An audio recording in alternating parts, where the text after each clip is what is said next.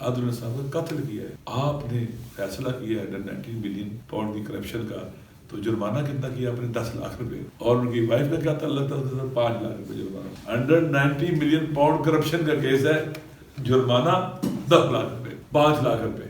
اور آپ نے کیا اس کیس میں تھا القادر یونیورسٹی کے بارے میں کیس تھا کہ تحقیقات کیجیے القادر یونیورسٹی میں جو زمین دی گئی ہے، کیا جس کام کے لیے زمین دی گئی ہے اسی میں استعمال ہو رہی ہے؟ کیا وہ یونیورسٹی بنی ہے؟ اسٹوڈنٹ پڑھ رہے ہیں؟ کیا اسٹوڈنٹ کو اعتراض ہے سسٹم کے اوپر؟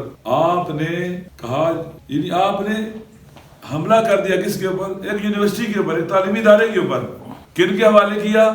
جو پاکستان میں تعلیمی اداروں کے قاتل ہیں، علم کش، جن کے پاس جو بھی سرکاری چیزیں تباہ برباد ہوئی، پی آئی آئی تباہ برباد ہوئی، ریلوے تباہ برباد ہوئی، کوئی ادارہ بھی ہے تباہ برباد ہوا ہے، ہر چیز سرکاری تباہ برباد ہوئی، سکولنگ سسٹم جو سرکاری تباہ برباد ہوا ہے۔ آپ نے کہا جی کہ پنجاب حکومت کیا کرے، اسے اپنی تحویل میں لے لے۔ ایک یونیورسٹی جہاں پورے ملک کے غریبوں کے بچے پڑھتے ہیں، اسکالرشپ ہوتا ہے، جہاں سیرت النبی پڑھائی جانی تھی اور پڑھائی جا رہی تھی۔ سیرت النبی کا پڑھنا آج حد ضروری ہے۔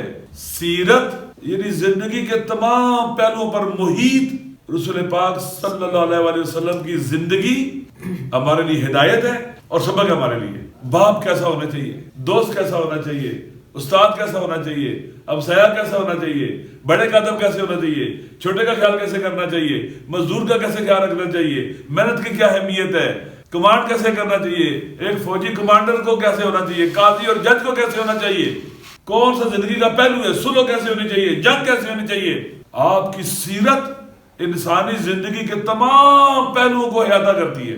انفرادی زندگی، اجتماعی زندگی، سیاسی زندگی، سماجی زندگی، فیملی لائف، حکومتی زندگی، جنگ کو کیسے لیڈ کرنا، کمانڈ کرنا ہے، سلو کیسے کرنی ہے، جنگ کے کیا اصول ہیں، سلو کے کیا اصول ہیں، جو آپ قرارداد باندھتے ہیں دوسرے کے ساتھ، اس کے حوالے سے آپ کی سیرت کیا ہے، معاہدے کیسے کرتے ہیں، بیٹھتے کیسے ہیں، اٹھتے کیسے ہیں، سوتے کیسے ہیں، جاگتے کیسے ہیں، گھر سے باہر قدم کیسے رکھتے ہیں۔ لَقَدْ كَانَ لَكُمْ فِي رَسُولِ اللَّهِ أُسْوَةٌ حَسَنَةٌ۔ سیرت پڑھائی جائے۔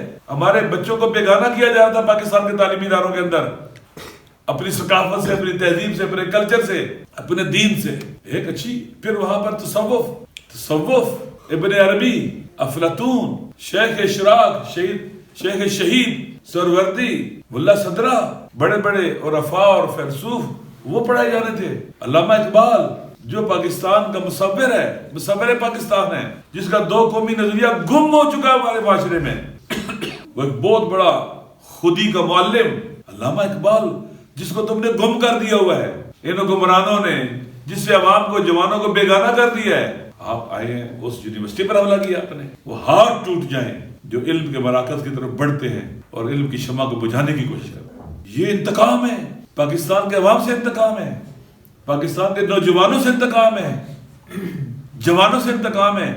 اس فیصلے سے کیا پاکستان کا امیج دنیا میں بہت اچھا ہو گیا؟ برباد ہو گیا۔ وہ پاکستان ایک مستقل پاکستان دیکھنا چاہتا ہے، ایک آزاد پاکستان دیکھنا چاہتا ہے، ایک خود مختار پاکستان دیکھنا چاہتا ہے، ایک ایسا پاکستان جس کا دنیا میں وقار ہو، وہ پاکستان دیکھنا چاہتا ہے۔ پاکستان کو اپنے پاؤں پر کھڑا کرنا چاہتا ہے، معاشی طور پر، سماجی طور پر۔ رول آف لا کے بغیر کوئی ملک ترقی نہیں کر سکتا۔ وہ پولیٹیکل سسٹم کو مضبوط کرنا چاہتا تھا۔ اگر پولیٹیکل سسٹم مضبوط نہ ہو کسی ملک کا، آپ کا کوئی ادارہ مضبوط نہیں ہوگا، کوئی ادارہ نہیں۔ جو بھی ملک کے اندر سیاسی نظام کو کمزور کرتا ہے، پولیٹیکل سسٹم کو کمزور کرتا ہے، پر اپنے نہیں دیتا، ریگنگ کرتا ہے، دھاندلی کرتا ہے، وہ در حقیقت ملک کی سالمیت پر حملہ کرتا ہے، اپنے وطن کے فیوچر، ہماری نسلوں کے فیوچر پر حملہ ہوتا ہے۔ بہرحال اب انہوں نے جناب، میں نے بتا دیا ہمارا ملک کہاں ہے۔ 190 ملین پاؤنڈ کا جو فیصلہ آیا ہے، کیا اس سے پاکستان کا، اب دیکھیں پاکستان کی عدلیہ کا وقار بڑا ہے۔ پاکستان کا بچہ چیخ چیخ کے کہتا ہے کہ کوئی شرم ہوتی ہے، کوئی حیا ہوتی ہے۔ یہ جو میں نے فیصلہ کیا ہے، یہ عدل کا، انصاف کا قتل کیا۔